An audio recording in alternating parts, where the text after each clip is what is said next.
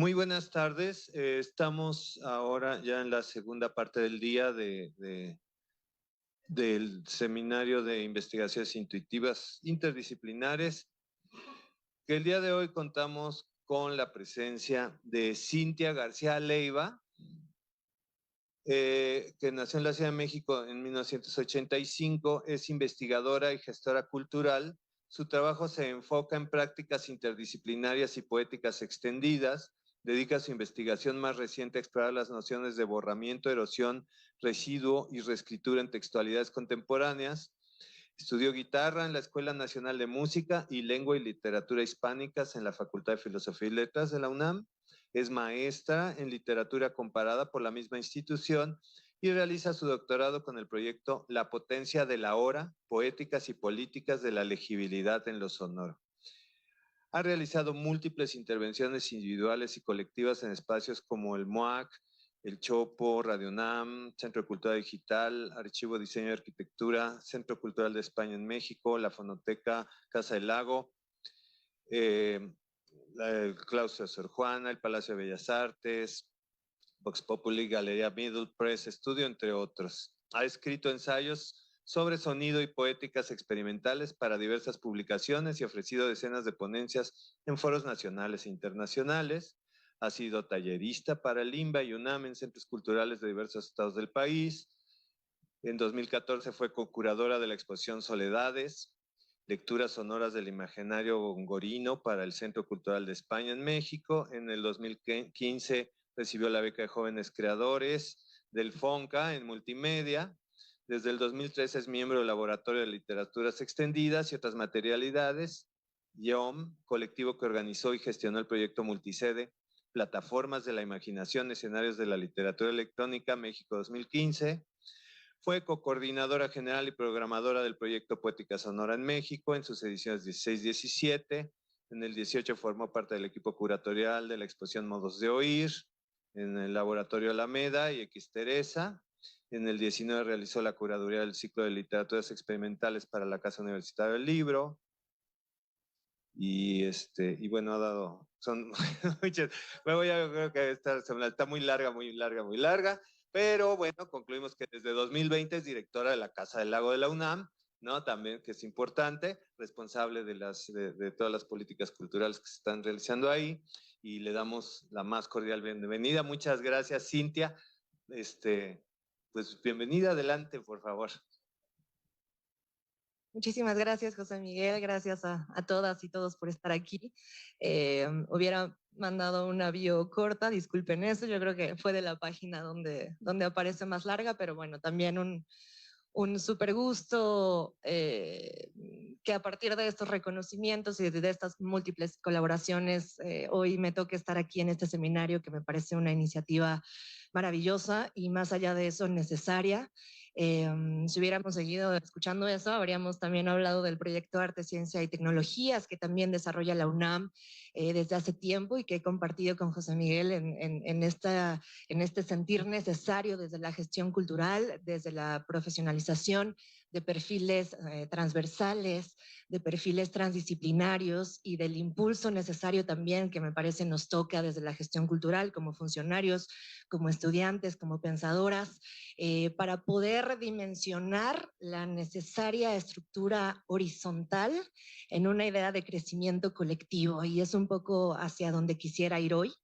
Y de nuevo, muchísimas gracias por este tiempo. Voy a hacer una breve intervención respecto del tema de hoy, que tiene que ver también con las políticas digitales en relación con las prácticas culturales.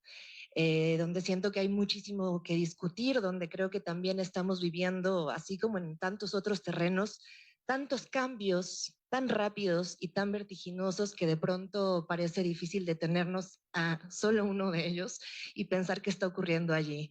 Si pensamos lo que está ocurriendo hoy simplemente en redes sociales, temas de inteligencia artificial, otro tipo de políticas y economías de la digitalidad lideradas por grandes empresarios a nivel global, en fin, hay tantos enfoques posibles preocupantes y en otros sentidos también esperanzadores de las posibilidades del quehacer aquí, que hay que elegir solamente un punto central y eso es lo que espero poder hacer hoy y sobre todo poder escuchar sus comentarios y sus intervenciones. Un placer también compartir hora hoy con Graciela.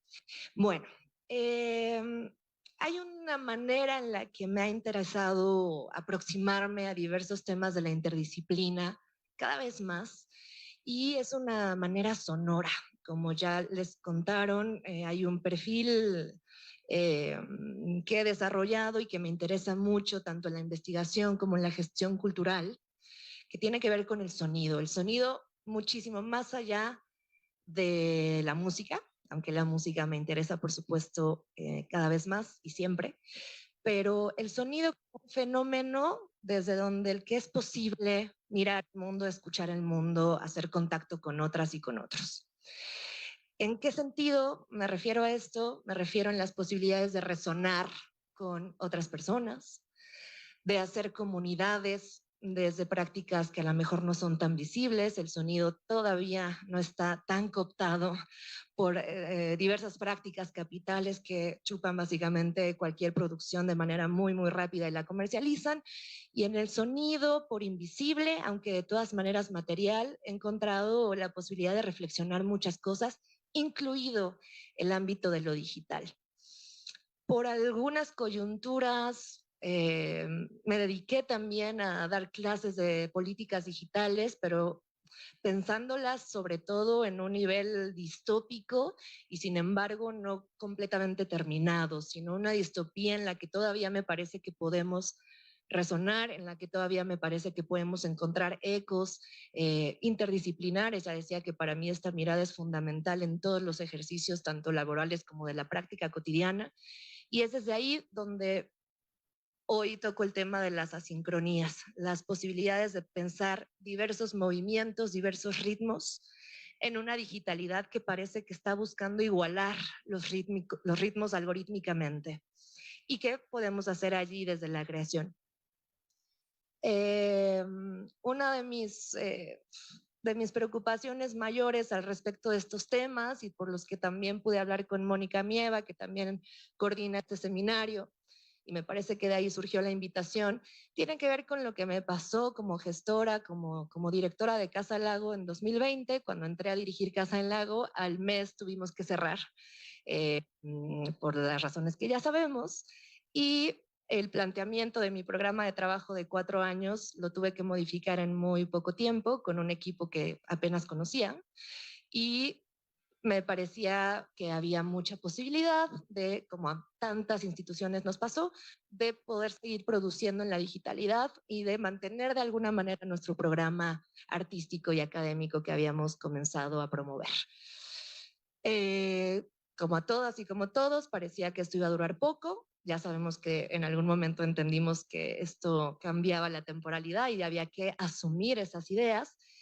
Y en este primer estado donde a mí me parecía que las cosas podían resolverse de manera muy rápida y tal, con un equipo maravilloso de trabajo, pedí que hiciéramos un modelado en tercera dimensión de la Casa del Lago, que es una respuesta también que han hecho muchísimos museos y espacios culturales a nivel global, pero el interés puntual de Casa del Lago era no intentar traducir materialmente el centro, es decir, no hacer un recorrido en video y no intentar promover una idea de que en la digitalidad podemos tener la misma experiencia de vida que en el mundo del otro plano físico, sino que en esas traducciones entre el espacio físico y la otra fisicalidad, que es la digitalidad, hay intercambios y hay maneras donde el cuerpo y las creaciones y los discursos pueden potenciarse. Por eso es que no pusimos, o sea, utilizamos estos colores fluorescentes, hicimos un lago de Chapultepec muy abstracto. La idea era jugar casi a nivel videojuego y que las personas pudieran acceder ahí a nuestra programación. Nada, eso funcionó muy bien hasta cierto punto. Y ahorita diré hasta qué otro punto no, y que es el tema crucial de esta mañana. Las premisas eran muy básicas y son premisas que comparto todavía, con algunos he podido platicar de esto en otros espacios. Y esto rebasa Casa Lago y rebasa en general el poder institucional, más bien tiene que ver con una concepción de lo que es digital. Las premisas básicamente son estas. Toda materialidad, también la digitalidad, es cultural y es por ende histórica, y en ese sentido es por supuesto política. Un discurso que nos ha atravesado por mucho tiempo como ciudadanas, ciudadanos, es que la digitalidad está en un plano distinto de lo material. Y en ese sentido ha sido muy fácil desprendernos de las políticas que hacen que hoy usemos Internet o cualquier tipo de tecnología conectada o no conectada de una manera diferenciada de nuestra vida completa. Esta creencia, por supuesto, en ciertos estudios filosóficos, en ciertas reflexiones teóricas, ha sido ya rebasada, pero gran parte todavía de la sociedad sigue pensando que el Internet es una cosa no material. Y si escuchamos conversaciones al respecto, muchas veces escuchamos esta idea, lo material y lo no material, lo real y lo no real. Todavía incluso se habla de esto. Cuando somos conscientes y estudiamos esa digitalidad desde la idea de una materialidad física tocable, podemos también atravesar otros aspectos del mundo, atravesados a su vez por Internet. Esto es que todo efecto de lo digital y de lo conectado tiene consecuencias y tiene acciones en el mundo otro físico, en el mundo 3D, digamos. Y que hay una conexión completamente cercana, absoluta, entre lo conectado y lo no conectado, que esta es la segunda premisa. Pensar la digitalidad implica también pensar lo que está fuera de la digitalidad. No sé si alguien por aquí tiene un ejemplo clarísimo de esto, de la vida cotidiana que quiera compartir, solo para ver si estamos en el mismo canal ahorita, en el mismo canal. Un ejemplo de la digitalidad conectada de inmediato a lo no digital o a lo conectado y lo no conectado. De cualquier tipo. A ver. Bueno, pero... Perdón que te hice eso. No sé, lo pienso mucho como algo como justo, ¿no? Como que Facebook también para muchos se ha convertido en una herramienta que tiene esas relaciones ya con la realidad tangible en tanto a cómo genera relaciones específicas, ¿no? Para mí, por lo menos para la gente de mi generación o de mi edad, ya no usamos Facebook como una especie de red social, sino lo usamos como por sus funciones materiales, ¿no? Como sus funciones tangibles, para buscar un departamento o para comprar algo y encontrar una persona que está vendiendo algo en una plataforma que justo en teoría es digital y es ahí como etérea, pero es como una plataforma que para nosotros ya tiene consecuencias más materiales que nada más las relaciones virtuales, ¿no? Ya, perfecto. Muchas gracias. Bueno, pues ahí está un ejemplo clarísimo y digamos hay un efecto claro donde las acciones a seguir pasan en el mundo material. Otro ejemplo muy evidente, muy costoso en muchos sentidos es pues la precariedad laboral de todos los trabajadores en el plano de las calles que trabajan a partir de la actividad digital, Amazon, Rappi, Uber, las que quieran, las que él mismo ha dicho, ¿no? Facebook, en fin. Esas dimensiones donde las economías y las políticas materiales vienen de una efectividad digital son un ejemplo claro de esta relación intrínseca entre planos que parecerían no conectados solo por su materialidad. Bueno, me parece entonces que el punto está claro. Y en ese sentido, como se ha ido desarrollando la historia del Internet, que como saben siempre ha sido tensa, siempre ha sido compleja, pero hasta hace unos años se convierte también en esta manera de conectividad del mundo desde un carácter algorítmico, ahorita vamos a hablar de eso, y eso cobra efectos tremendísimos, es decir, cada vez que hablamos de Internet tenemos que también bueno, es muy funcional si nos situamos en una temporalidad específica del Internet, porque hablar del Internet hoy es completamente distinto de hablar de un Internet de hace 5 años, de hace 10 años. La historia misma del Internet, ahorita abriremos con distintas metáforas que nos sirven para entenderla, pero hoy es un Internet particular, algorítmico, que básicamente reduce, descomplejiza los canales de acción y los trata de volver precisamente uno solo. Una de las premisas que también quería yo pensar en este ejercicio con mi equipo en Casalago era que lo virtual, que también es un término súper interesante, tenía que pensarse más bien como extensión, como una capacidad de potencia corporal y de potencia de pensamiento y de hacer, más que como reducción.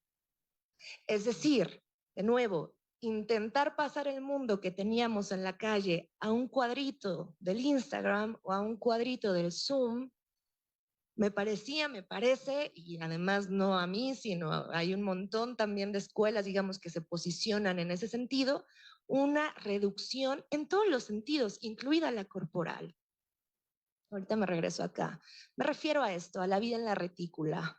El Zoom es un ejemplo, pero tenemos tantísimos, donde esta reducción corporal tiene efectos, de nuevo, ya hablé de lo económico, ya hablé de lo material, pero es que también es psicológico, es colectivo, nombren cualquier tipo de efecto. En ese sentido, más que reducir nuestra acción del mundo a esa retícula, el pensamiento sería cómo extenderla. Y en ese pensamiento tampoco hay nada nuevo bajo el sol. Hay muchísimos artistas que desde hace décadas trabajan con el Internet como modo de extensión de su quehacer.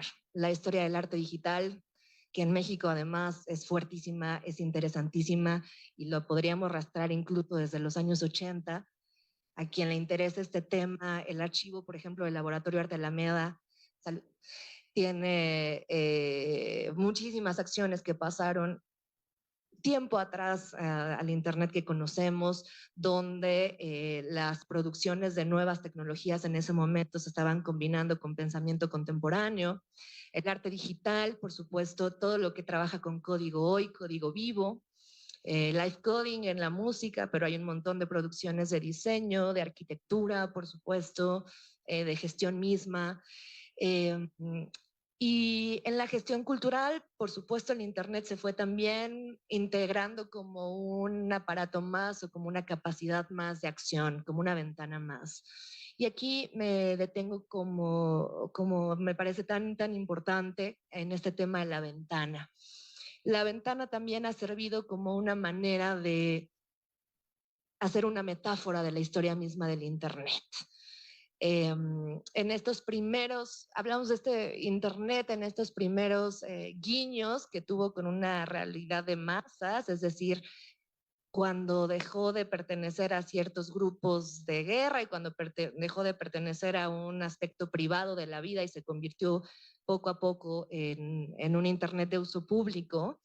La idea del Internet, si ustedes la piensan, era abrir el mundo y esta utopía de abrir un territorio donde podíamos desde un solo lugar, dígase esta mesa, esta ventana, observar otro mundo que nos quedaba lejano.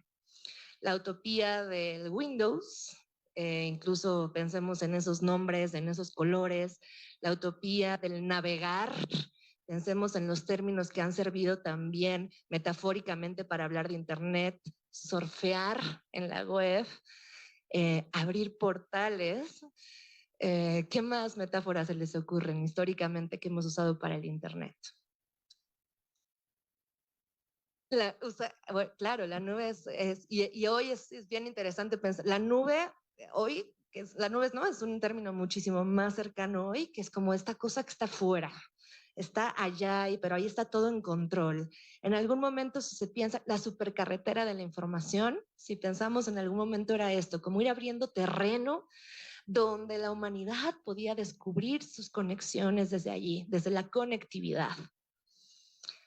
Estas ventanas virtuales han sido por esta autora increíble, les dejo esta referencia. Es un texto ya de algunos años, hay que revisar estudios próximos.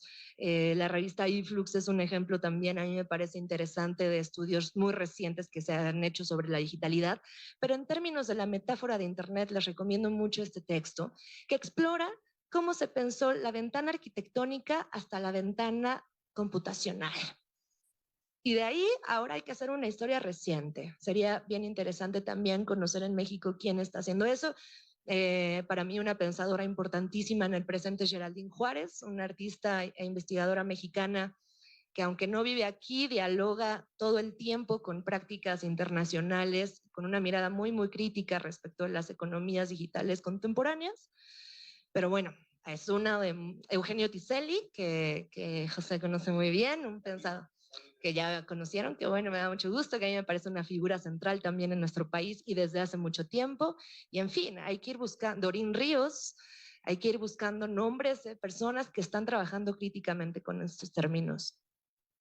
Fuimos abriendo entonces estos portales, carreteras, nubes, territorios, ventanas, hasta llegar a un Internet que para mí se aceleró muchísimo más en la pandemia y que le puse en algún momento, o lo pensé así, como este Internet pandémico, pero que es básicamente el Internet algorítmico. ¿Cuándo podemos rastrear el Internet algorítmico? ¿Qué identifican? ¿Más o menos qué fecha? ¿Hace cuántos años? ¿Qué opinan? ¿Cuándo considerarían ustedes que comenzó nuestro Internet algorítmico? ¿Redes sociales? ¿En qué época? Ándale, ya tiene sus añitos. Uno piensa que es muy cercano, pero sí.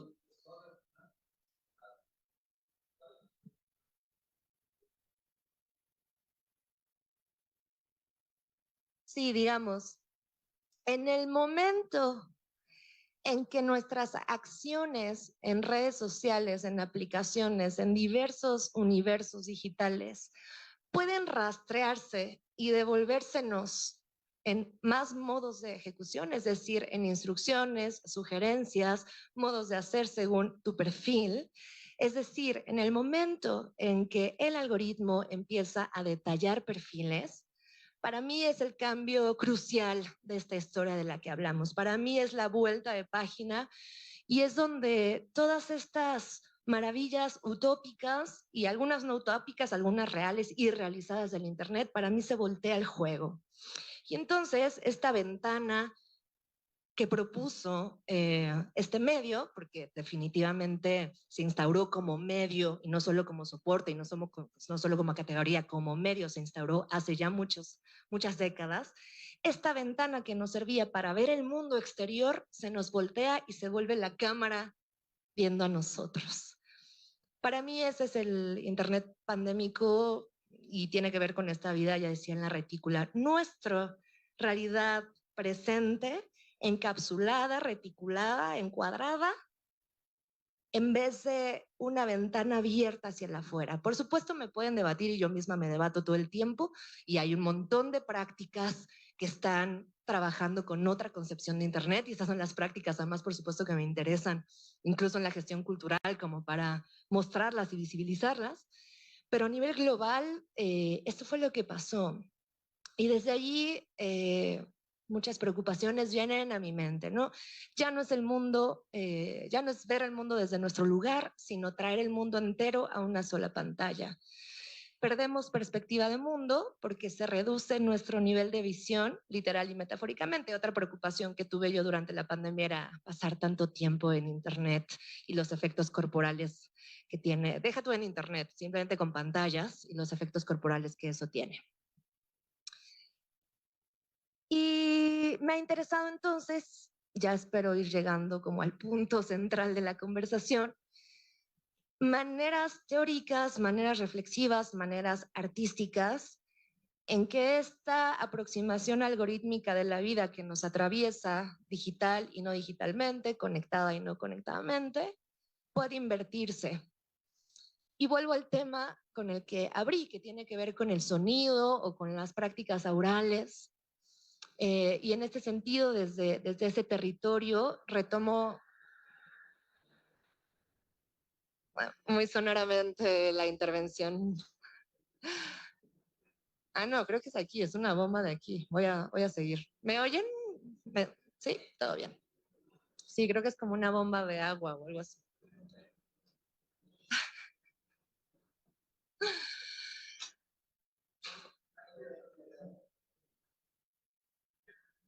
Sí, creo que el sonido es más fuerte que todos nosotros de todas maneras. Ahí está, sí mejora. Gracias. Sí, mejoró. Muchas gracias. Hay varias nociones que vienen de este universo que para mí son cruciales en estas reflexiones.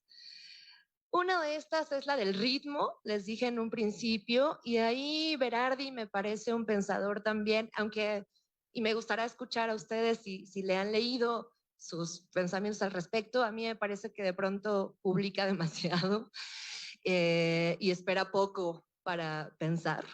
Y sin embargo, como otros, como Didi Huberman, como otros pensadores, digamos que están reflexionando siempre en términos de esperanza y de posibilidad, me parece crucial en ese sentido. Y Bifo Berardi tiene un texto bellísimo que se llama Respiración, Caos y Poesía. Está en internet descargable, si no se los mando, pero bueno, está por ahí si lo buscan, al menos en inglés está descargable. La versión en español es de esta editorial muy bella que se llama Semiotexte, también por si les interesa.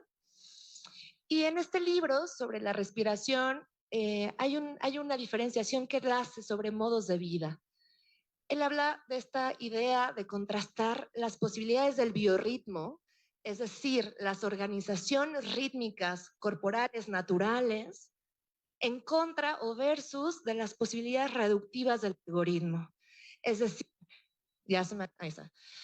En un juego algorítmico dedicado a los ceros y unos, a los blancos y negros, al sí o no, a estas prácticas binarias que son muy reductivas y que van cobrando efectos, ya decía, en tantos territorios de la vida, Bifor propone recuperar una idea mucho más abierta donde quepan las asincronías, donde quepan los múltiples ritmos, donde no tengamos que reducir este quehacer al blanco y negro, al 1 y 0, a un ritmo particular maquínico, sino podamos sobre todo explotar nuestra capacidad de vida en tanto múltiples ritmos, en tanto múltiples cuerpos.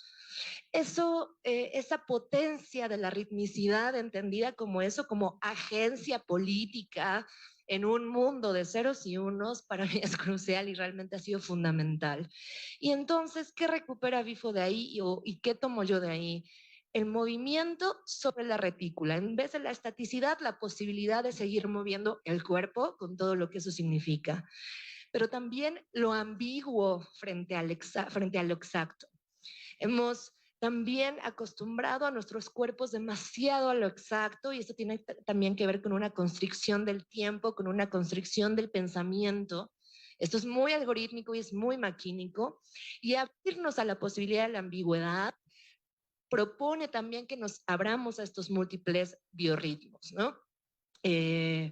Ambigüedad, entiéndanla como imaginación, como capacidad de la vida, como capacidad crítica, como capacidad artística y todo lo que eso quepa.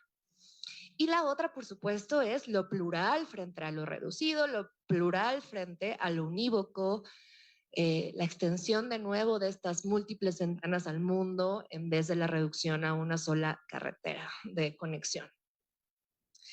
El otro tema, además del ritmo, y esto aquí otra vez hablamos o podemos observarlo desde un territorio sonoro, es la idea de la respiración misma como agencia política. Y están, desde luego, completamente vinculados estos términos. Ritmo y respiración. Hay un capítulo por ahí en ese libro que se llama I Can't Breathe, no puedo respirar.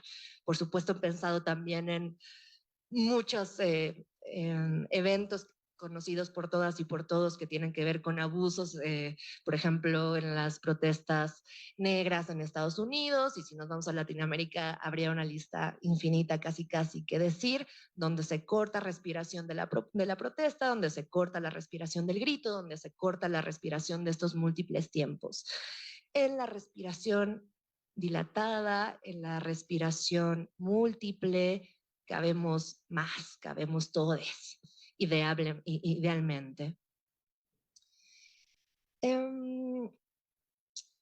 Estoy hoy trabajando en estos temas, estoy trabajando en la posibilidad vibracional de la palabra, porque es un interés particular, pero en general desde la gestión trabajando con eso, obras que respiran o que permiten respirar, pensamientos que permiten respirar. Estas de acá las puse en realidad en relación con lo que pasó con Casa del Lago, porque claro que después tuvimos que buscar otras maneras, además de la casita en tercera dimensión, y empezar a buscar posibilidades en la digitalidad cuando vimos que el proyecto pues iba a durar 2 años mínimo. Una de estas posibilidades para mí fue pensar también qué se puede sí hacer en Internet que no es reductivo, qué potencia sí hay ahí. Y otra vez, las coreografías del mundo, las respiraciones múltiples del mundo, de pronto se pueden convertir en metáforas. Por ejemplo, aquí les pongo una metáfora de volar. Esta es un videojuego que hizo un exalumno mío talentosísimo y me invitó a hacerme un personaje en su videojuego y a volar por las calles de la ciudad que había construido. Era un momento muy, muy particular de la pandemia, muy, muy severo a nivel pues emocional y nada, crítico para todas y todos. Y en ese sentido, cuando me detuve en la propia idea de volar, solo como una capacidad, digamos, que no tiene el cuerpo presente en este plano, pero sí lo puede tener allí, me sirvió mucho como metáfora también de otras cosas. Hay muchas personas que están haciendo trabajo increíble al respecto de estas formas también desbordadas, de estas formas no centradas en los ceros y unos. Pienso también en la artista mexicana Malitzin Cortés. Si no la conocen, se las recomiendo mucho. Ella trabaja especialmente con live coding, tanto con producción visual como con producción sonora, pero bueno, tiene trabajo y sobre todo mucha práctica desde hace muchos años en estas posibilidades más abiertas. En Casa Lago, por ejemplo, decía, bueno, a ver, ¿qué cosas no se pueden hacer en la realidad física que pueden ocurrir en esta otra realidad?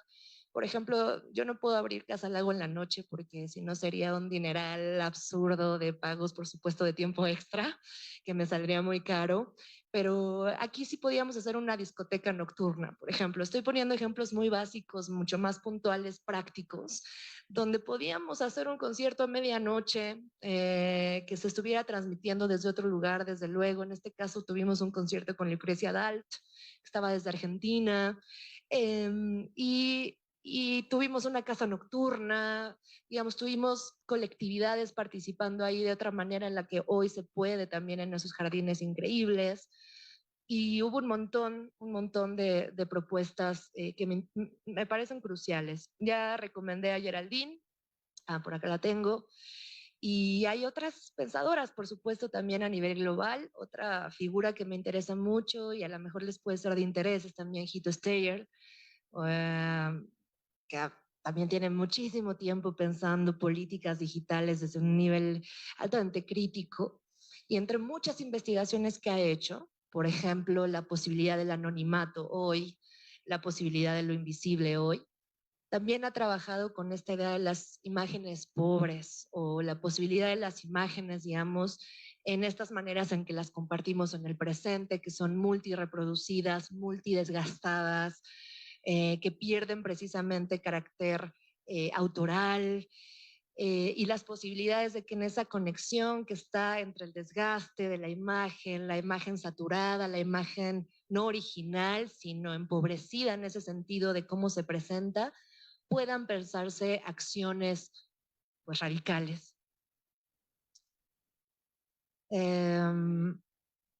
Voy a cerrar con otros términos que vienen desde mucho antes de las prácticas conectadas, pero que me siguen pareciendo cruciales y que abonan a estas discusiones. Y uno de estos términos, y con esto voy a cerrar, es la remediación. Esta capacidad para recontextualizar un medio que parece que tiene límites específicos y establecidos, pero que a través de la influencia con otros medios y sobre todo con la manera en que conectamos y hacemos redes, hay una influencia mutua, por supuesto, pero algo nuevo puede producirse. La remediación es una idea que se ha explorado hace mucho tiempo desde muchos canales, específicamente, por ejemplo, quienes trabajan con filosofía de los medios, quienes trabajan en comparatismo, como es mi caso, quienes trabajan con ecología de medios, en fin, y estas ideas de que una intervención de una nueva categoría mediática pueda también influenciar a las otras. Esa es la idea muy, muy básica, de una manera muy resumida, de la remediación. Para mí es eso también una potencia posible de la digitalidad y que es esta influencia tomada desde otros lugares, desde otros territorios, para remediar, para recontextualizar esas potencias que parecen quizá limitadas y no, realmente no lo están. El pensamiento en el sentido que me interesa es eso, ¿qué realidad se aumenta? Hablando de realidades aumentadas y de inteligencia artificial, donde ni siquiera hemos llegado hoy, le pedí explícitamente a José Miguel y a Mónica no hablar de eso porque ya me queda lejos en términos teóricos, es decir, ya hay también un trabajo muy fuerte que se hace tanto en ejecución como en pensamiento al respecto, pero sí la pregunta que me queda hasta este lugar, yo me siento ya como en un punto donde estas reflexiones incluso pueden quedarse un poco atrás si pasa un poco más de tiempo y no pensamos en otras nociones de esto mismo llamado realidad. En fin, ¿qué realidad se aumenta? ¿Qué realidad se expande en vez de qué realidad se reduce? Y esto, de nuevo, ¿no? Proyectos, pensamientos, posibilidades de la multiplicidad de los canales más que de la reducción de los canales de conectividad. Y otra vez esta remediación o esta reinvención para mí de lo performativo en la escena, donde el cuerpo tiene una agencia política que debemos cuidar absolutamente ante esas reducciones algorítmicas, pues ahí está el interés puntual. Sí, hacer constelaciones como lo hacen los micelios, invisibles, interconectadas, inesperadas. Para mí es una manera bien importante y bien necesaria de pensar esta potencia en los tiempos digitales contemporáneos. Y pues me quedo por ahí para que platiquemos un poco y dar lugar a Graciela. Muchas gracias. Muchas gracias, Cintia. Pues vamos a dar unos 15 minutos de preguntas y respuestas, comentarios. Breve, por favor. No va. No, bueno, nada más, muchas gracias, brillante como siempre. Estaba pensando en lo que platicabas, esta cuestión de que, por un lado, tampoco es tan extraño que hayamos caído en esta binariedad. Digo, desde antes sabemos que las dualidades existen, hay día, noche, etc. Pero yo creo que un riesgo también que corremos es justamente quedarnos, y bueno, lo platicamos un poquito hace rato, en los extremos, ¿no? Porque pareciera que se nos olvida que sí, que hay día y noche, pero no se pasa del día a la noche de inmediato. Hay una gradación entre una cosa y la otra, ¿no? Y a veces eso se nos pasa. Y a veces cuando reducimos todas estas binariedades que mencionaste, se nos olvida justamente esa gradación que hay en medio, ¿no?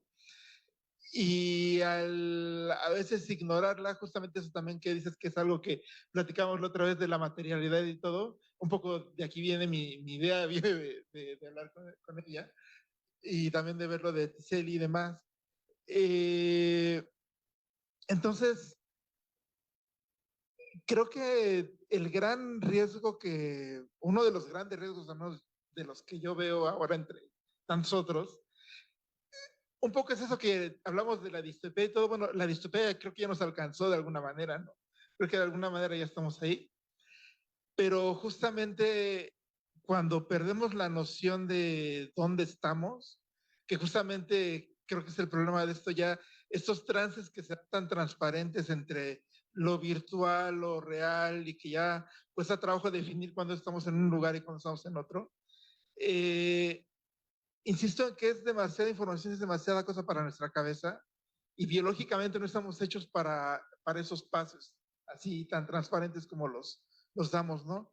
Entonces, creo que sí debería de haber alguna formación o alguna cosa o bueno, creo que es parte de las cosas que tenemos que analizar y trabajar en ver cómo generar esos o cómo formar para hacer esos puentes, ¿no? Porque siento yo que es como lanzar al astronauta al espacio sin haberlo entrenado antes, ¿no? Necesita haber cierta cosa para eso, ¿no? Y bueno, ya. Sí, sí. ¿Quieres ir contestando? Sí, contesto. No, pues fundamental. Ya decía yo la relevancia de espacios como este, donde la aproximación, no solo el tema, sino la aproximación a nuestros quehaceres es interdisciplinaria o transdisciplinaria. A mí me parece que la transdisciplinariedad es todavía una utopía, precisamente, pero es una idea riquísima que está muchísima gente muy valiosa trabajando y empujando, como aquí comprenderá, y ustedes, y en fin, nada, hay como lo que hace el colectivo Arte Más Ciencia en México, las personas que ya discutimos, esfuerzos también independientes, no solo hablo de instituciones, sino muchísimos independientes, sobre todo independientes, porque la institución siento que llega tarde muchas veces a la urgencia. Esta mirada interdisciplinaria o transdisciplinada o indisciplinada, como también se habla, que eso también me gusta, donde una manera de pensamiento de un territorio ayuda a iluminar el otro, para mí es central, incluso a nivel supervivencia, y más allá de la digitalidad y no. En estas reflexiones sobre las políticas de lo digital, para mí un claro ejemplo de la necesidad de estas perspectivas es que eso que no vemos y que son todas estas, que no vemos y no entendemos también porque nos queda lejos en muchos sentidos, es parte también de la posibilidad de acelerar sin que conozcamos y en territorios que nos quedan completamente opacos, oscurecidos a nivel conocimiento. Las economías propias de la digitalidad contemporánea, o sea, nosotros podemos conocer nombres como Elon Musk, podemos conocer un par de nombres más de empresarios, líderes y emporios, pero más allá de eso, las estructuras básicas de cómo se mueve eso y quién mueve eso son desconocidas. Y mientras no ponemos rostro, nombre, mientras no entendemos cómo se mueven esas maquinarias, las maquinarias nos pasan de lado. Eso es otra manera, por ejemplo, de entender esto que Timothy Morton, que también tiene sus críticas, no digo que no, pero hay que pensarlo a veces, habla de estos efectos de los hiperobjetos, de estas hiperrealidades, donde y el Internet es un hiperobjeto. ¿Qué son estos hiperobjetos o estas hiperrealidades? Dimensiones, fenómenos que nos rebasan de tal manera, es decir, que nuestra mente no tiene capacidad de computar, que tenemos que tratar de reducirlas otra vez a una escala humana. Pienses el Big Data, pienses el trabajo con datos, con grandes datos, es eso. Una cosa que nos rebasa tanto, tratar de volver a traerla a un plano donde yo más o menos pueda entender trayectorias, movimientos. El Internet nos rebasa por mucho, por capacidad, se ha hablado de un Internet infinito, y justamente tratar de volverlo otra vez medio medible es un intento que ha hecho muchísima gente para entender esas dimensiones. Para mí una cosa, otra vez, básica es tratar de volverlo material en nuestro pensamiento y decir, a ver, hay bóvedas en el mundo que suenan, donde se almacenan datos físicos que tienen un costo para comunidades, que es lo que Eugenio, por ejemplo, trabaja, comunidades poco atendidas porque no están centralizadas a nivel global, pero que reciben los desechos electrónicos. Eso pasa, eso es material y es real.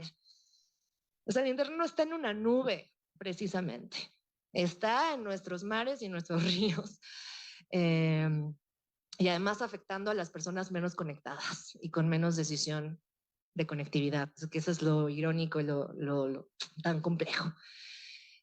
Pero bueno, hay muchos intentos y también hay muchas maneras de interpretar, por ejemplo, esta constelación, que es una metáfora también de las interpretaciones del Big Data. Por eso se ha criticado tanto también esa práctica. a ver, tú tienes un montón de colorcitos aquí que más o menos pusiste en orden y me estás diciendo que el movimiento humano es este triángulo y que así nos movemos todos y eso somos.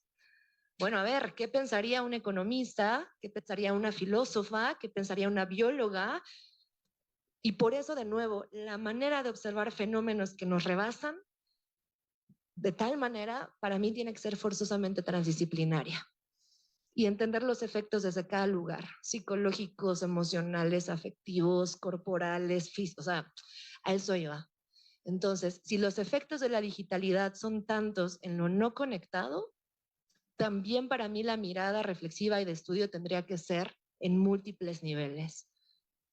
Pero pues vamos lentito, la verdad.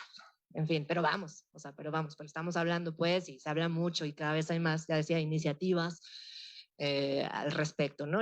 Por ejemplo, la distancia del aparato académico, de las decisiones reales del mundo, también me parece un ejemplo claro de, pues, de desconexión. Ahí sí se requiere también que esas personas especializadas en ciertos campos puedan también opinar y apoyar a resolver cosas que parece que son de otros territorios.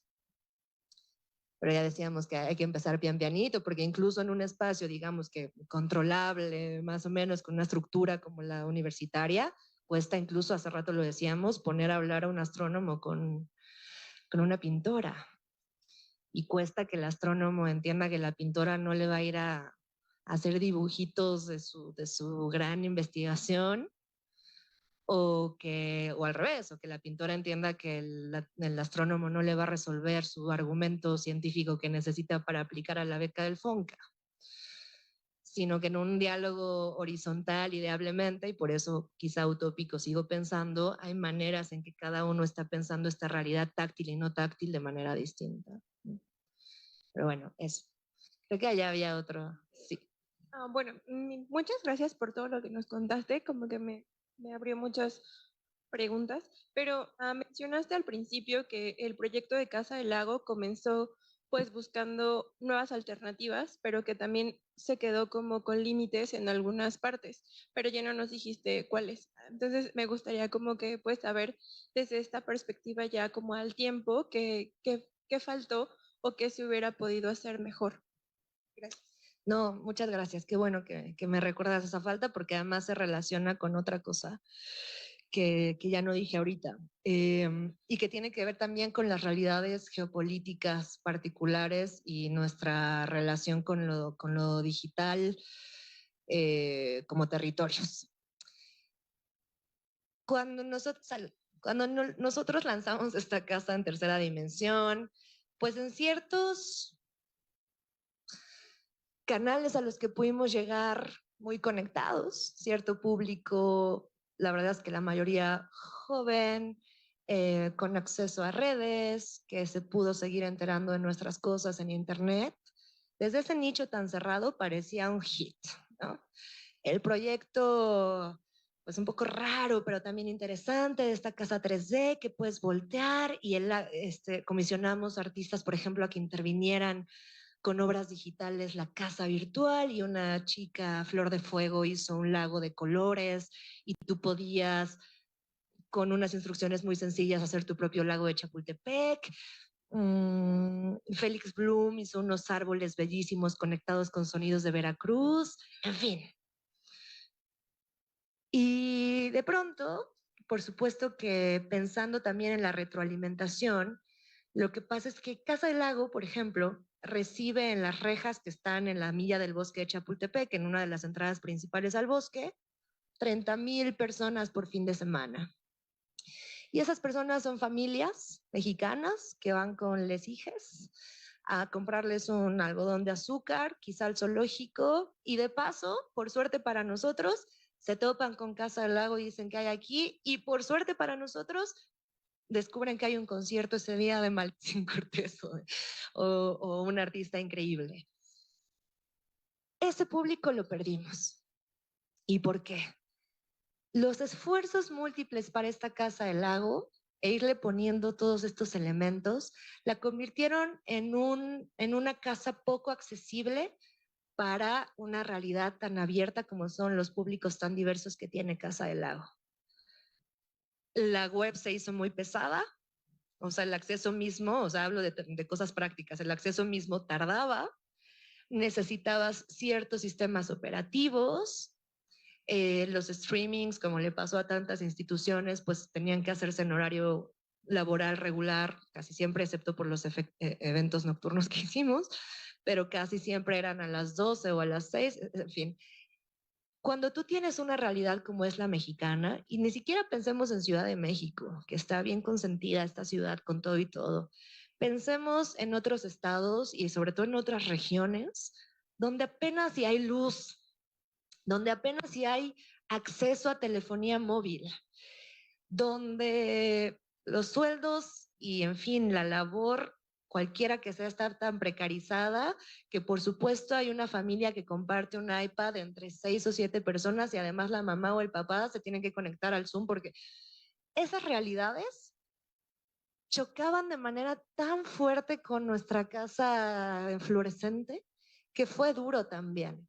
Y a mí me quedaba claro que, y a todos en mi equipo, que estas 30,000 personas del bosque Chapultepec, muy poca, un número muy, muy reducido de esa cantidad, estaba realmente llegando a este otro proyecto. Y si yo converso con personas hoy de, sí, no supiste que en 2 años estuvimos trabajando así, ni idea. O sea, para mucha gente Casa Lago simplemente estuvo cerrada. Y es duro también para quienes hacemos esto porque, como seguramente a ustedes les pasó, la cantidad de trabajo para nosotros se multiplicó. O sea, yo nunca había trabajado tanto en mi vida como esos 2 años. Era brutal, era de 8 a 8. También por eso me empecé a preocupar, como que se volvió un tema también personal, que ya no veo. Me duele la espalda durísimo y en una situación completamente privilegiada de la que hablo. Me dedicaba a hacer una casa 3D y a programar conciertos ahí. Esas realidades, es decir, la manera en cómo se aproxima a la conexión, países que tienen un acceso a tecnologías distintas a las mexicanas o las latinoamericanas, ahí también hay una relación distinta con esas economías. Y era un poco a lo que iba. Para nosotros fue muy claro eso. Efectos que intentamos, acciones que intentamos hacer para disminuir estos efectos, quitar elementos, hacer la casa más accesible, hacer una versión móvil, lo que pudimos, pero sé que perdimos la gente del bosque, que es para quienes trabajamos realmente. O sea, idealmente para toda la Ciudad de México, pero la realidad es que es para las familias del bosque. Ese es un ejemplo claro. Que era tanto responsabilidad nuestra como una realidad geopolítica real. La educación sobre la digitalidad también cambia y cómo entendemos la digitalidad dependiendo desde también qué países nos quedan más cercanos es otra. Digamos, el interés de México por las tecnologías nuevas, por las más avanzadas, por el celular más increíble, por la última generación tecnológica, es una mirada digital muy estadounidense, porque estamos ahí dialogando. Pero no es una realidad económica ni política. Y periodistas, por ejemplo, y hablo ya de temas mucho más severos y mucho más serios y preocupantes, que están trabajando con la hipervigilancia que está empezando a ocurrir en el norte de nuestro país, porque parecería que lo muy avanzado es poner cámaras de vigilancia. Ya estamos en primer mundo, ya hay cámaras y toda la población, mira, checadita, ¿no? Como en muchas partes de Asia. Y cuando los entrevistan, uno de los periodistas es en realidad un artista, pero también colaboró con esta investigación, es Federico Pérez Villoro. No me puedo acordar del nombre del medio, también me encantaría mandárselos. Es una investigación que se hizo pública, donde preguntaron a gobernantes qué significa esta vigilancia, cuáles son las políticas éticas de instaurar estas cámaras digitales en el norte del país. Y ni idea, era una transacción pues confiando en las nuevas tecnologías para el gobierno. A eso voy, como ese desconocimiento que ocurre de manera estructural, no solo los ciudadanos, sino el Estado mismo desconoce la verdad, desconocemos en conjunto, me parece, el detrás de estos brillos de la cámara y eso tiene efectos pues terribles muchas veces. Sí. En realidad es una pregunta para todos y a partir de mi total ignorancia. Yo me siento superada, desbordada por la era digital. Cada vez siempre necesité trabajar en diálogo y entre varias disciplinas, eso fue siempre, pero ahora más que nunca.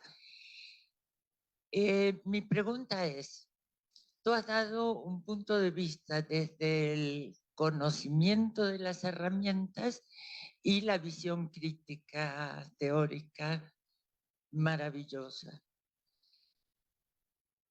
Los artistas, los maestros, ustedes, ¿dónde aprenden a usar estas herramientas? ¿Dónde aprenden a usarlas concretamente, ¿no? ¿Cómo se hace esto? Y al mismo tiempo comprender desde un sentido, con sentido crítico, las implicaciones. Esa es mi pregunta.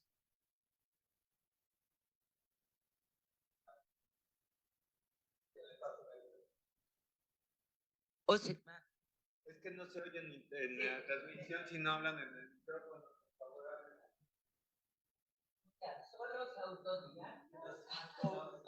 Yo creo que aprendemos desde la misma herramienta. Creo que estamos medio atados a estos dispositivos que deberían ser herramientas y aprendemos a usarlas navegando, YouTube, tutoriales, o no es como que en la escuela o tus papás o alguien te diga, ¿no? Tal vez sí.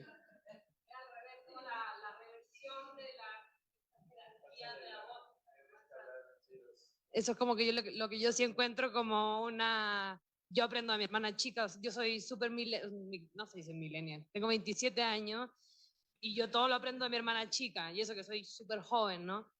Y eso también es como todo este giro nuevo que se ha dado de lo educativo, ¿no? De que ya como que un poco cambió o sea, ya no es la edad lo que genera como, bueno, se entiende. Sí.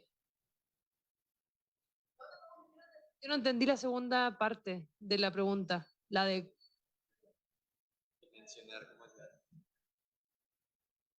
Sí, pues es que creo que la parte crítica precisamente le he aprendido un poco de la academia, pero a usar la herramienta definitivamente de las personas más jóvenes.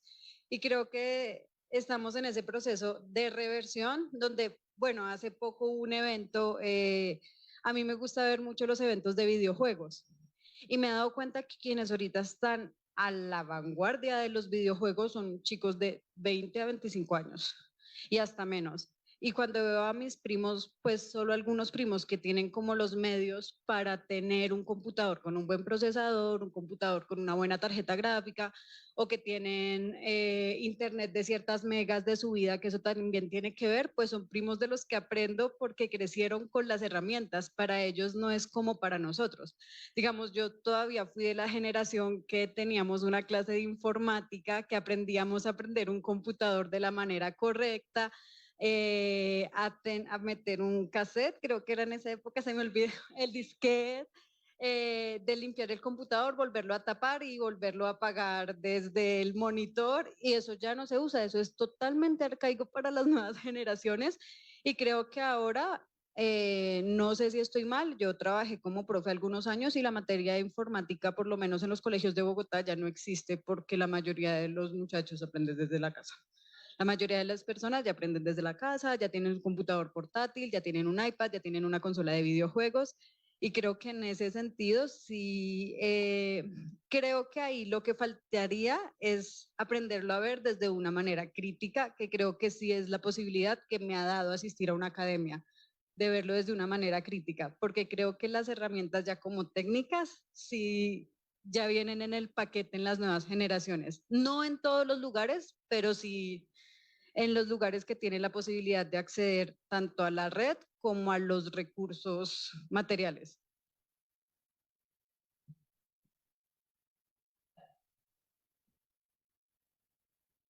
Pero ya la última. Entonces, Sí. La última para que ya vaya Graciela. Yo un poquito quería preguntar sobre algo que tocaste en la respuesta, que tiene que ver con la construcción de sentido, ¿no? Como de que en el fondo como que este malestar social, que también es lo que tú dices cuando haces así, ¿no? De que no entendemos nada un poco, y que antes estaban las instituciones que nos decían, o sea, la religiosa, el Estado, los partidos políticos tradicionales, ¿no? Que nos guiaban en este sentido, ¿no? Y también hay un poco como eso, como que creo que lo tocaste un poco, pero me gustaría que profundizar. También creo que es una respuesta súper abierta y muy difícil, pero como, claro, cuáles son los límites y potencias en la construcción de sentido que tiene, o sea, como más nos confunde o más nos está ayudando a, porque también se ocurren muchos procesos identitarios muy fuertes y muy potentes, especialmente como desde la juventud, los videojuegos, como si hay una comunidad muy, muy fuerte en las nuevas tecnologías, ¿no? Ay, pues Gracias. te agradezco muchísimo esta intervención porque en esa pregunta estamos, en esa pregunta estoy, porque se vive, digamos, fuera del plano reflexivo, también se vive desde otros lugares, se vive en esta, me parece, ansiedad compartida, incluso con nativos digitales, que son términos raros, pero bueno, eso, gente que nació con las tecnologías, se vive una ansiedad compartida precisamente porque hay un aturdimiento real, hay una saturación real y a la vez hay una especie de imposibilidad de escapar a esa conectividad a la que casi es imposible ya hacer cualquier trámite, tengas la edad que tengas y vengas de donde vengas, si no pasa por eso, es decir, cada vez es más difícil no conectarse, incluso no queriendo estar. El otro día conversaba con este artista mexicano maravilloso, Ariel Gusic, no sé si conocen. Vino. Bien, saludos, Ariel. Y él, bueno, tiene además de su práctica artística, tiene una práctica, les habló de eso, de política, donde está, y vital, no solo política, vital, donde está queriendo intentar no estar conectado y está dificilísimo.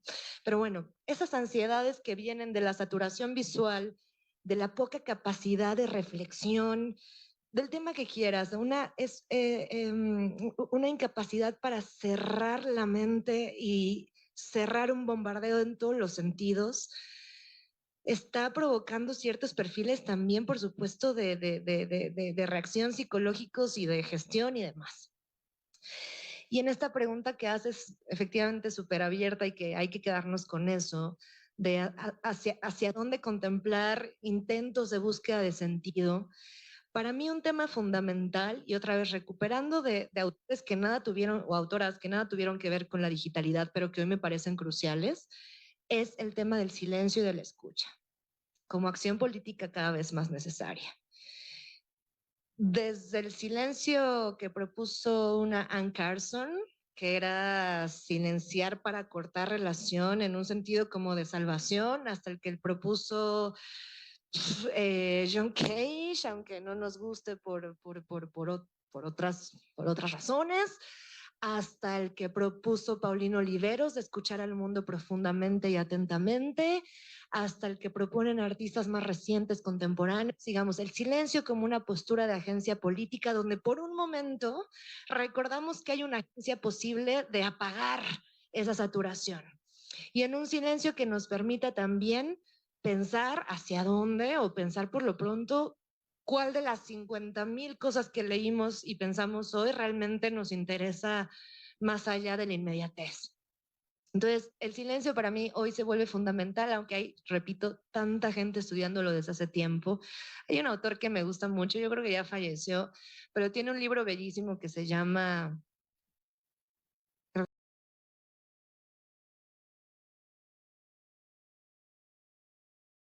All or Nothing, todo o nada, se llama Michael Gibbs, es un autor holandés que hizo como una compilación de prácticas artísticas relativas al silencio, fascinante. Protestas desde el silencio, prácticas meditativas, prácticas, es decir, religiosas, políticas, vitales, de todo tipo, históricas, que se han trabajado con el silencio. Eso para mí ha sido muy esperanzador. Y la otra es la escucha también como potencia política. Por eso me interesa tanto el sonido desde ese lugar. La escucha, digamos, que no pone en primer lugar, que no prioriza, quería decir, que no prioriza la mirada, este oculocentrismo del que también se habla tanto, comprobar la realidad desde nuestros ojos y de manera unidireccional y directa, sino permite cerrarlos, de alguna manera desconfiar de esa mirada que piensa que todo lo que ve es certeza, y entonces cierra los ojos y nos posiciona en el mundo de otra manera. Una manera muy fácil, porque también hay que darle vueltas a eso, tampoco es que ahí esté la respuesta de todo para nada, eso me queda clarísimo, pero sí es muy esperanzador cuando todas estas prácticas que nos han llevado incluso a esta relación corporal con la pantalla, que es así, o la relación esta reticular que les decía, que es cortarnos las piernas, cortarnos la posibilidad de andar. O sea, es funcional en cierto sentido, pero piensa en lo que significa acostumbrarnos a ver cabezas quietas. En fin. Y, ay, perdón, me emocioné un poco de más y se me fue la idea en la que estaba, de la escucha, y ¿me puede alguien decir, por favor, en dónde estaba? No sé si piensan que el evento de Marina Abramovic. En el MoMA, o tal vez lo que escuché ayer en Radio UNAM sobre un libro que quiero leer, cuyo personaje es sordomudo y que tiene una cantidad de amigos y visitantes impresionante, ni siquiera muy expresivo su rostro, pero todo el mundo quiere hablarle porque es el único que puede escuchar sin interrumpir y que permite al que habla conocerse y comprenderse mejor, que no es lo mismo que hablar con un perro querido. Sí, para mí también la escucha es el punto clave hoy. La escucha empática, ¿no? Tú hablaste de la Casa del Lago y ya no es una pregunta, ya estoy empezando.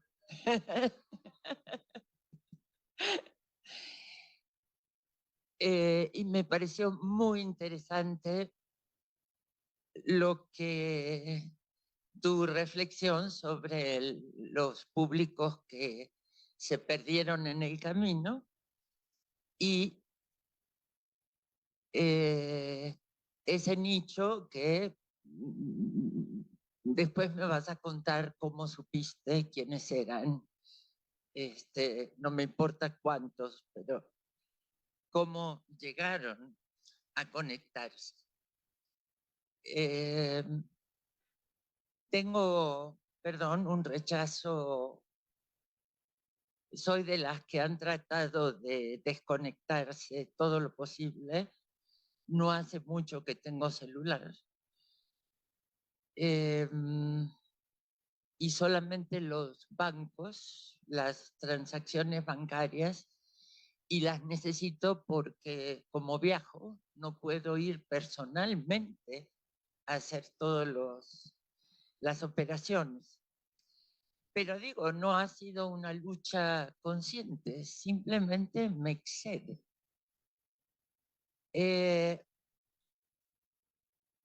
Déjenme presentarme muy rapidito a mí. Sí. Estudié historia del arte, después comunicaciones, casi nunca hice historia del arte.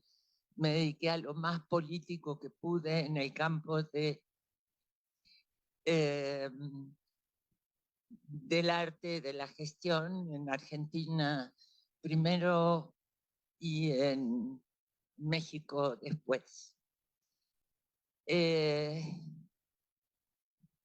Y en México, a pesar de que viví 4 años en París, fue el primer lugar del mundo donde los museos me interesaron. En París yo iba al Louvre a ver media salita, pero no iba a ver museo, iba a ver alguna obra que me interesaba, algún movimiento. Sentía mucho rechazo por los museos, porque desde niña en Buenos Aires me sentí totalmente fascinada y excluida. Y puedo contarles que la última tendencia de las investigaciones sobre públicos ya no es ir a entrevistar visitantes de museos, niños o adultos o lo que fuera, sino que en Francia entraron en una onda interesantísima, mucho más etnográfica, que es estudiar el medio en el que los niños crecen, que tiene mucho que ver con lo que ustedes decían de estamos aprendiendo de los menores.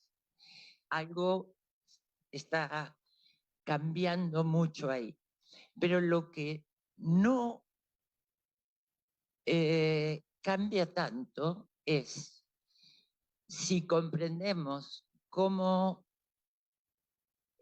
de qué hablan durante las comidas o en algún otro momento, qué hacen juntos en familia, qué lenguaje usan, qué vocabulario tienen en relación con distintas realidades, noticias o chismes o lo que fuera. Y qué prácticas cotidianas tienen. Y sin compartimentar, comprender qué cultura tienen y qué cultura comparten con otros, de su vecindad, de su familia, de su escuela.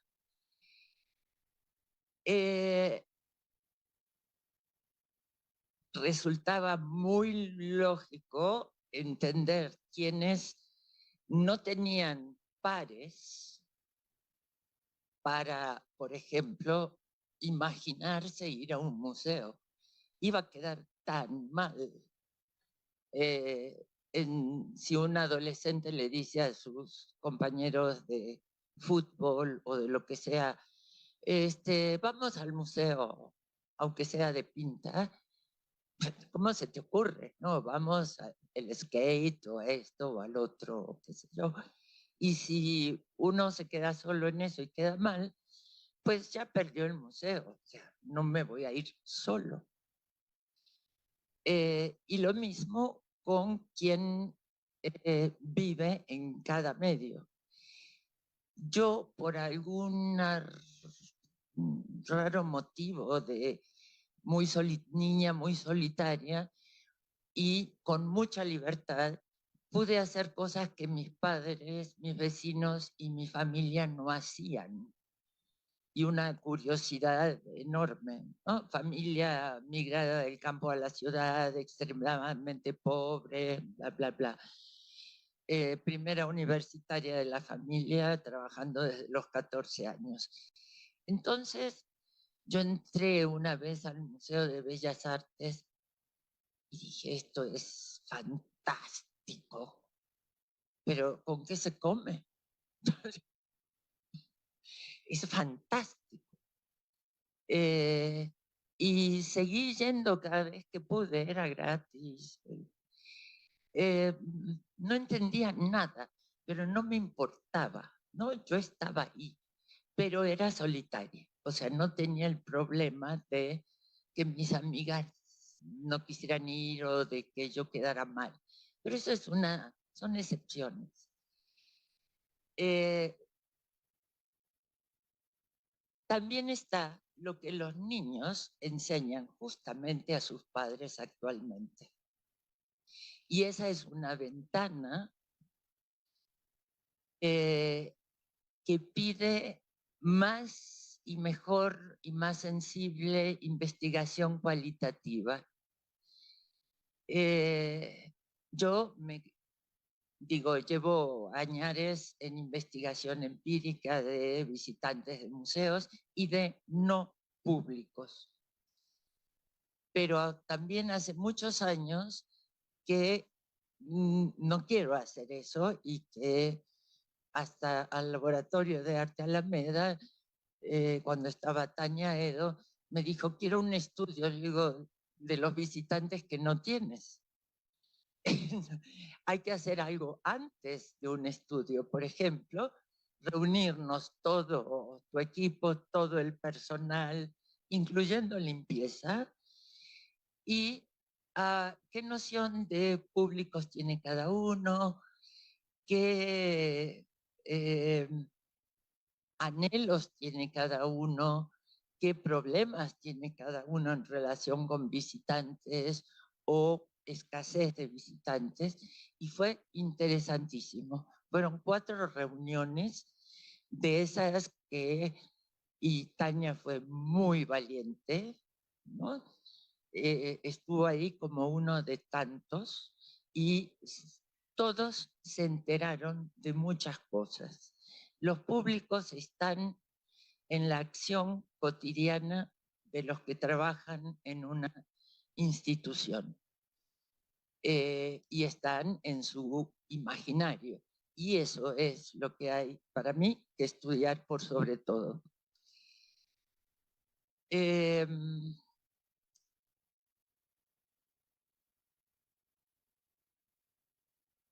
He trabajado, yo tengo muchas preguntas, sobre todo, y me siento cada vez más ignorante. Una es los públicos de museos, que es lo que trabajé 35 años. Los transeúntes en espacios públicos que se cruzan con manifestaciones artísticas.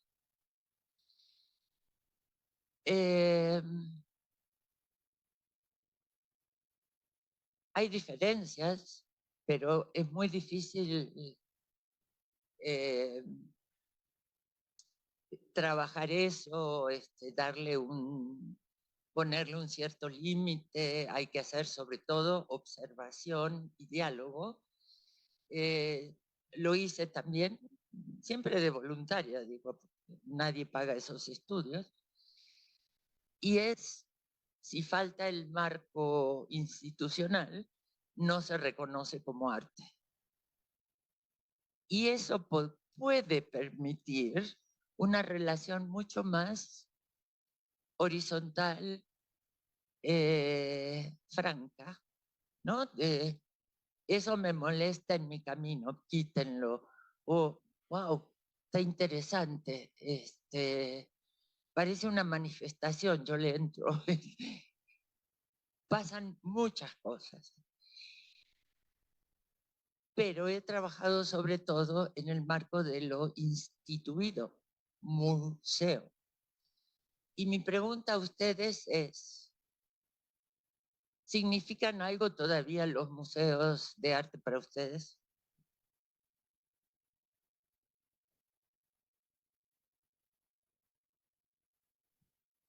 Bueno, claro, siguen significando, es lo que algunos estudiamos, es un espacio distinto, tiene sus peculiaridades y también es una institución que se ha criticado mucho, museo, por justamente ser estos espacios también así muy asépticos, muy higiénicos, todo muy apartado, pero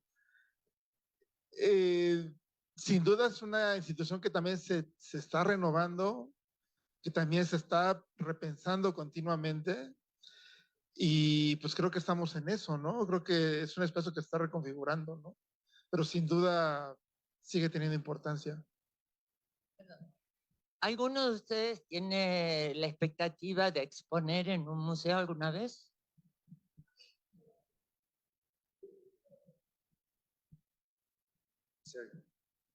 Sí. Sí, porque, bueno, yo también estoy a favor de este arte menos institucional y todas las aperturas que se crean, ¿no?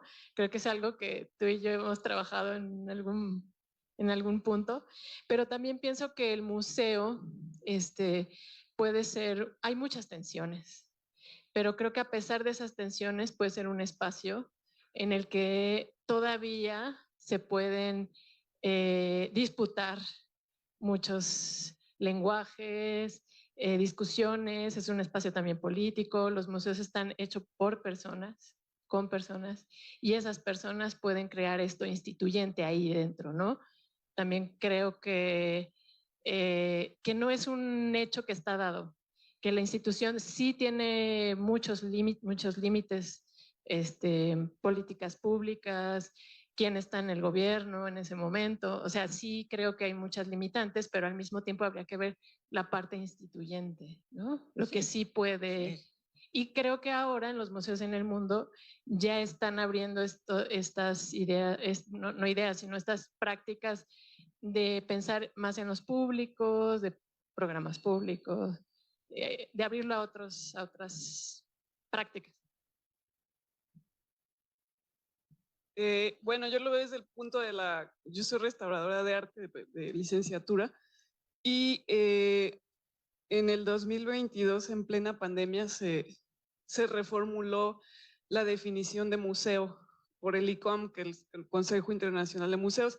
Entonces la quería compartir porque habla de muchas cosas que hemos hablado aquí y nos dice que un museo es una institución sin ánimo de lucro, permanente y al servicio de la sociedad, que investiga, colecciona, conserva, interpreta y exhibe el patrimonio material e inmaterial, abierto al público, accesible e inclusivo. Los museos fomentan la diversidad y la sostenibilidad con la participación de las comunidades, que hemos hablado mucho eso de no la comunidad, sino las comunidades. Los museos operan y comunican ética y profesionalmente, ofreciendo experiencias variadas para la educación, el disfrute, la reflexión y el intercambio de conocimientos. Entonces, nada más la quería compartir porque es una definición que acaban de sacar después de una pelea y discusión de conceptos para llegar a eso. Y creo que está incluyendo mucho de lo que estamos hablando, inclusive lo que dijo Cintia que sucedió en la pandemia. Sí, salió más o menos correcta la definición después de mucho trabajo, pero desplazó la que habíamos propuesto antes mucho más combativa. Realmente me dolió. Se las voy a pasar. No, realmente me interesaba preguntarles porque en el trabajo de mediación, digamos, el interés cada vez mayor por los públicos tiene una gran vertiente mercadotécnica y de sobrevivencia, menos presupuestos públicos, necesidad de más entrada por taquilla, tienda y patrocinios. Entonces una cantidad de estudios tienden a poder argumentar y justificar pedido de fondos para seguir viviendo. Yo lo entiendo, no es eso a lo que me he dedicado en particular, sino a las cosas más cualitativas de cómo hacer que haya producción de sentidos, por lo menos entre quienes acuden, por una parte. Y luego la pregunta de por qué no van quienes no van, aparte de los que no tienen para comer ni para pagar transporte, etc. Y con la convicción de que no es imprescindible que la gente asista a museos, o mejor, que la gente que no asiste no es que no tengan cultura, sino que la mueven de otras maneras en otras partes. En el Pedregal de Santo Domingo hay poca gente que asista a museos, pero la actividad cultural que hay es impresionante. La capacidad de compromiso, ahí sí, comunitario, vecinal, para reunirse, discutir problemas, organizar actividades culturales para los niños, para las familias, es muy intenso lo que hacen, mucho más de lo que yo veo que se haga en el Pedregal, en San Jerónimo o en la del Valle, por decir algo. Entonces, no valoro, no tengo una escala de valores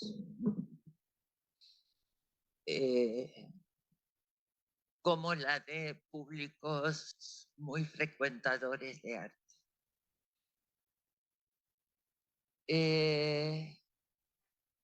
Perdón que no esté tan...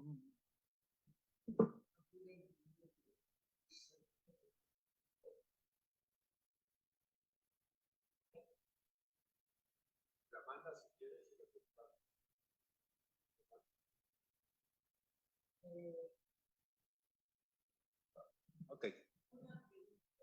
No se te oye sin el micro. Una pregunta muy básica y muy tonta. ¿Por qué? Y tiene que ver con esto de texto. ¿Por qué los museos, ningún museo de arte se ha concebido como centro de divulgación del arte? Aquí tenemos Universum, la ciencia, el campo científico se planteó la divulgación de las ciencias. Y para el arte, nada.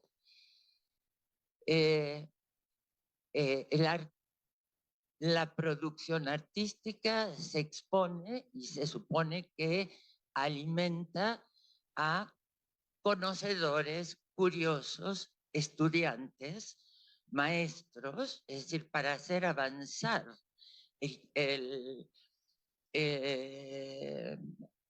trabajo en el campo artístico, no para recoger y acompañar a quienes no saben de eso. Ese parteaguas creo que condiciona absolutamente todo. Y ahora viene una afirmación no solo mía, sino de infinitos autores, que es: no existe el contacto directo de observador y obra. Y yo diría ni siquiera del artista con su obra. Y no existe porque las intermediaciones son infinitas. Un artista frente a su obra que tiene como filtros e intermediaciones la escuela, la academia, los maestros, los compañeros, los colegas, los críticos de arte, los libros que ha leído, qué está pasando en el mundo, se aceptará o no, entenderán o no, la quiero exponer o no. Y eso son filtros. No estamos viendo como un yogi en estado de meditación absoluto la percepción de lo inmediato y la repercusión en nuestro ser total, nuestro ser energético, corporal, espiritual. No existe. Y si está en una galería o en un museo, más intermediaciones hay. El museo es un intermediario imponente y la crítica y lo que se ha dicho y lo que ya he visto y lo que esperaba y lo que puedo entender y no puedo entender, bueno, eso, solo eso y Mónica lo sabe muy bien, justifica todo el trabajo pedagógico y de mediación. Y cuando dicen que este trabajo de mediación, que las cédulas, los audiovisuales, los apoyos, los facilitadores, están imponiendo una versión a los visitantes, se puede hacer mucho más sutilmente y que no sea una imposición. Pero quienes lo dicen olvidan cuáles son todas las otras imposiciones que están actuando de manera invisible o inaudible, desde la arquitectura misma, digo, de un gran museo.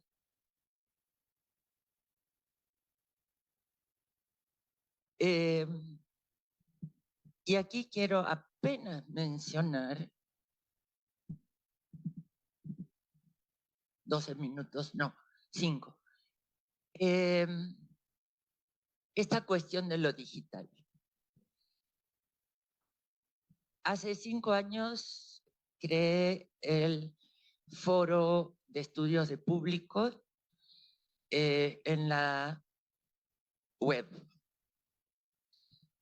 Y lo coordinamos junto con Leticia Pérez Castellanos de la INCRIM. Ella es arqueóloga y antropóloga, ordenada, trabajadora, disciplinada, no olvida nada. Y yo soy un poco lo contrario. Y vamos muy bien. Y una cosa fantástica que pasó en la pandemia, porque hasta la pandemia nos comunicábamos por escrito. O sea, hay una página pública y una restringida a la cual puede entrar cualquier investigador que suba mínimo un estudio que haya hecho de públicos. Entonces tenemos ahí los estudios y el asunto era comentarnos, criticarnos, apoyarnos, proporcionarnos bibliografía, discutir, y todo eso era por escrito. Hasta que me di cuenta de que algo no estaba funcionando. Estaban esperando mis comentarios, pero entre sí no se comentaban. Yo dije, esto no va. Hagamos un encuentro presencial.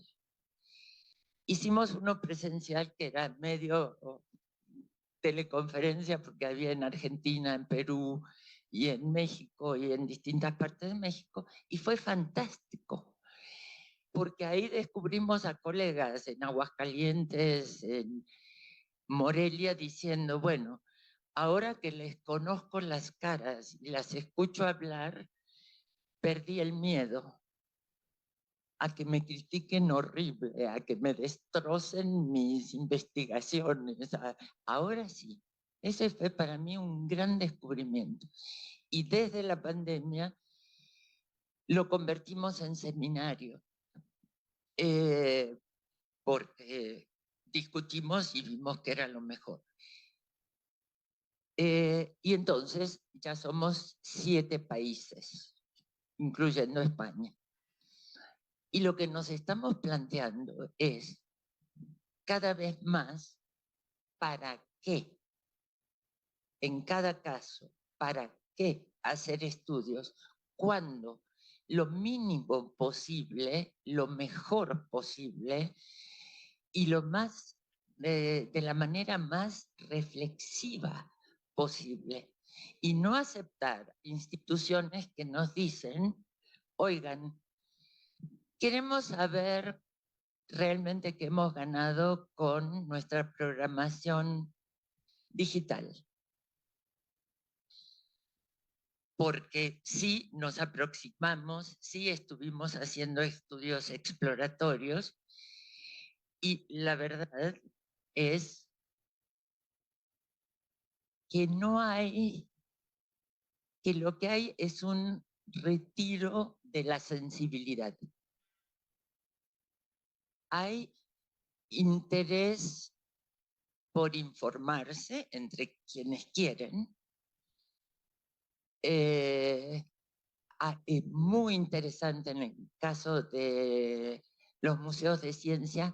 El Museo del Papalote hizo un trabajo muy interesante durante la pandemia con los niños para que los niños hicieran en su casa y lo evaluaron. La evaluación fue muy buena, no por el resultado exitoso. Por ejemplo, los padres decían, sí, es muy bueno, pero me obliga a estar con mis hijos, participar con ellos, y no puedo yo, mientras tanto, trabajar. Eso hizo cambiar la programación digital del Papalote, por ejemplo. Esas cosas valen la pena.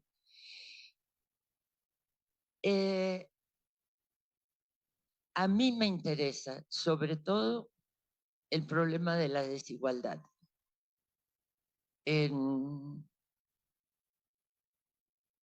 todos los campos de la vida, pero en los museos particularmente, dentro, cómo están conformados los equipos, cuáles son las jerarquías, dónde puede haber espacios de horizontalidad y dónde no, y con los públicos.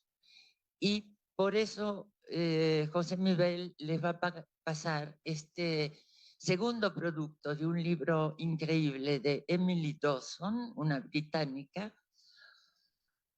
que después de darse cuenta de todos sus estudios en museos de ciencias, de dónde estaban las raíces de la desigualdad, y de manera muy profunda, no en las barreras evidentes de precio, accesibilidad, no.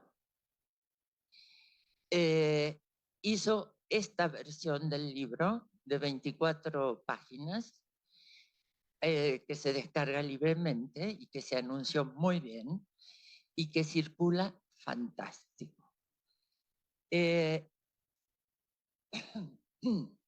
Si quieren, por decirles una sola cosa que parece evidente y no lo era, es, digamos, Londres, ¿no? Migrantes de todo el mundo, diferentes etnias, diferentes culturas y niveles socioeconómicos. ¿Por qué no le entran a todo lo que el museo ofrece como educación y divulgación? ¿Tienen computadora? ¿Tienen celular? ¿Tienen espacio en la casa para hacer alguna tarea y que la televisión de los hermanos, tíos y abuelos no los ensordezcan? Entonces, los centros de divulgación de la ciencia tienen que ofrecer esa infraestructura, ese espacio y esa posibilidad. Un ejemplito. 2.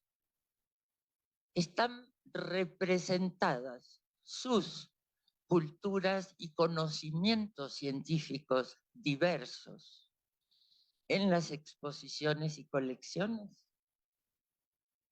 Está la medicina tradicional china, está el masaje hindú, no sé, ¿verdad? Está la herbolaria china. No, eso es precientífico, ¿no? Entonces, si nada de lo que para mí es conocimiento está ahí, y si además el color de mi piel y mi manera de vestir saca expresiones de desprecio, ¿para qué diablos voy a ir? Sí, por favor, quédese en su casa y en el lugar donde es respetado, diría yo, y también Emily Dawson. Hasta que las cosas no cambien, no vayan a dejarse maltratar. Bueno, aquí dejo esto, merecería charlas más largas, pero no sabía qué grado de interés tiene para ustedes, que están en asuntos tan diversos.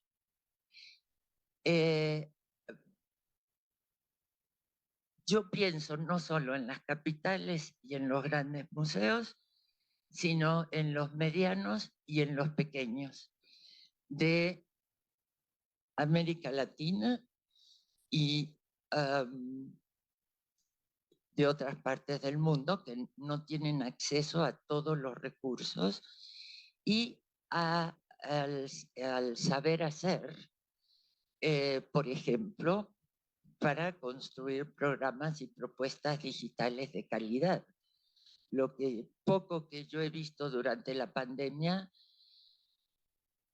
salvo una cosa, una sola, me produjo así un rechazo total.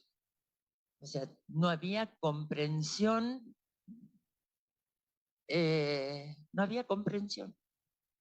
de qué se estaba dando, era llenar huecos, nada más. Entonces, todo lo que me puedan decir y mandarme de mensajitos me va a alimentar mucho, sobre todo preguntas. Y si quieren bibliografía, sobre qué y toda la que quieran, por supuesto.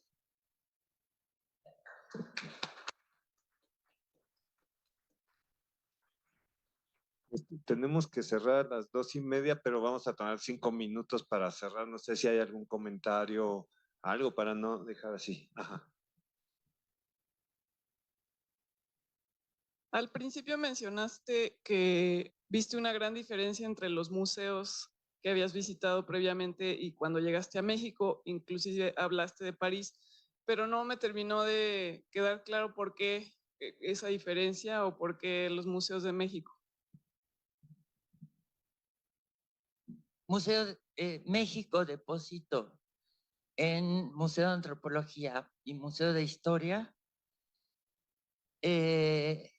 tanto para cohesión social, identidad y machacar en las cabezas, y la relación museo-escuela fue tan fuerte y políticamente decidido que hasta yo me di cuenta, la inversión en dinero, por supuesto, la calidad de las colecciones, sin duda,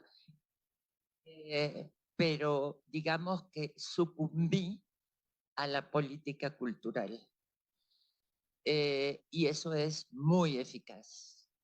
En Argentina no la hubo nunca en relación con museos.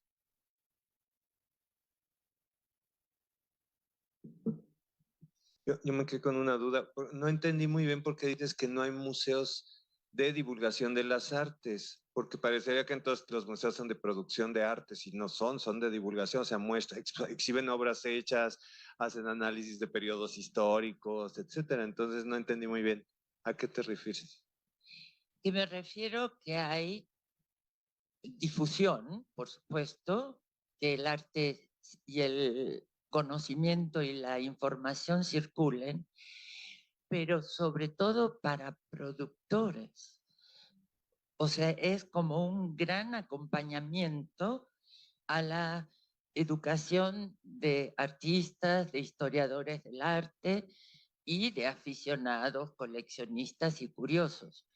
Hablo de los museos de arte y sobre todo moderno y contemporáneo.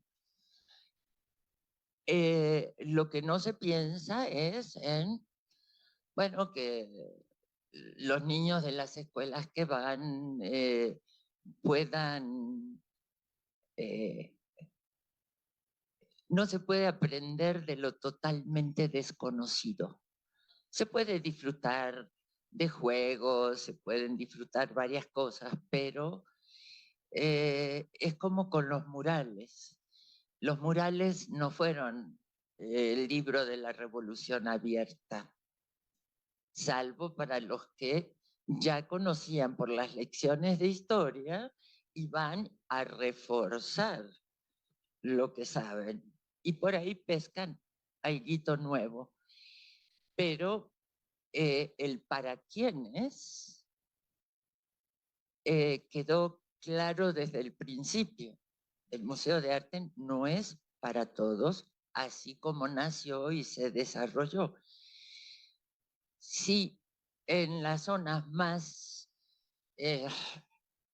desprovistas del país se crearan, así como se están haciendo museos y museitos del niño, centros de divulgación y apreciación de las artes, otra cosa sería, digo, no en Polanco, por favor, ¿no? Sí, en Ecatepec, y no la colección Jume, sino ¿no? Un centrito donde se va a aprender y jugar de manera muy física y también digital todos los recursos para una expresión y un trabajo creativo que puede después conectar, o sea, donde se pierde el miedo y se empieza a crear de alguna manera. Yo se lo pienso más como a nivel educativo, entonces, ¿no? Como que lo que haría falta sería integrar entre los programas escolares de estudios el trabajo artístico real, ¿no? Porque no está totalmente excluido de los programas educativos. Algo más así, ¿no? Desde la educación, desde la experiencia.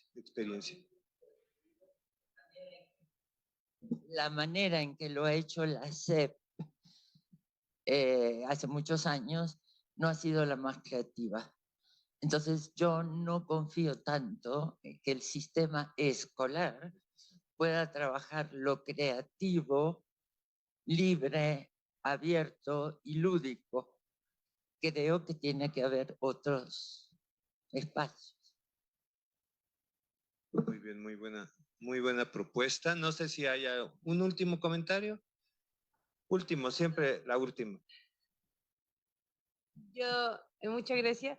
Y tengo una pregunta sobre las metodologías, que lo tocaste muy rápido, como las metodologías de los públicos, que está usando metodologías cualitativas. Si puede dar un par de ejemplos de dónde buscarlo, dónde guiarnos para pensar en eso. Metodologías. Se los mando a José Miguel. Hay un montón.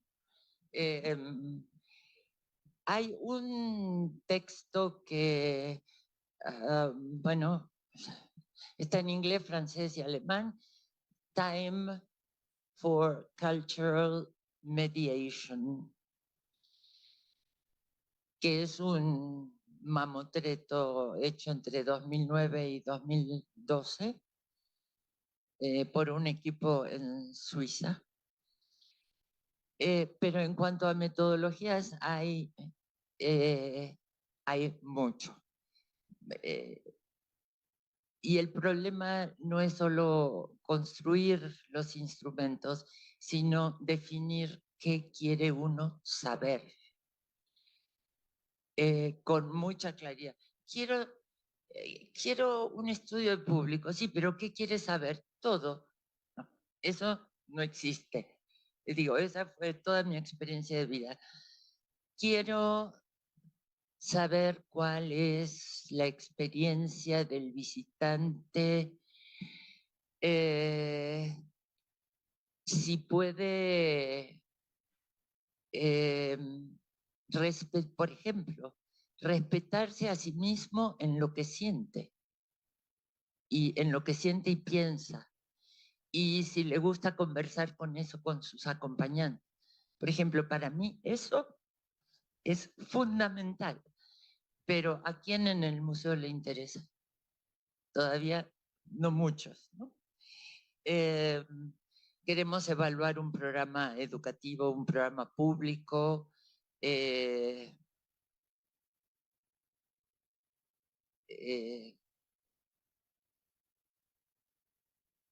el MOAC quiere saber si sus públicos son universitarios y si realmente calan en la UNAM o no. El asunto es qué quiere uno saber y a partir de eso elige, necesito un trabajo cuantitativo o uno cualitativo. Y si es cualitativo, ¿cuánto dinero tengo para hacerlo o con qué equipo cuento? Y que alguien los instruya en cómo aplicar el instrumento. Si va a ser conversaciones grupales, si van a hacer entrevistas a profundidad, observaciones etnográficas o juegos. Por ejemplo, con niños. pero les voy a mandar material. El problema de los estudios es el momento de la interpretación de los datos. Y ahí hace falta experiencia. Se los dice alguien que trabajó muchos años por ensayo y error, desde la intuición y el interés. No quiero que lo hagan todos ese camino.